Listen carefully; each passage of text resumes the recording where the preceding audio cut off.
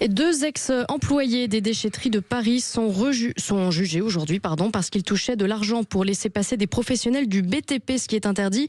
Mais les accusés se présentent comme les boucs émissaires d'un système bien rodé. Nos poubelles sont-elles corrompues? Alors là, décidément, on pensait qu'il pouvait y avoir de la corruption, mais là, donc, on amène des sacs de gravats.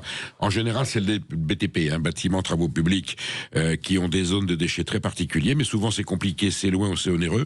Donc, on soudoie un peu les employés des déchetteries. Là, c'était sur la ville de Paris, et on leur dit, allez, contre une petite pièce, tu me laisses passer, on met les gravats. Finalement, ça s'est découvert. Il y a eu donc procédure. Il y a 2 anciens employés qui vont passer en justice pour avoir accepté des gravats qui n'auraient pas dû être déposés à cet endroit-là. Et puis on apprend, parce que les langues se délient, effectivement,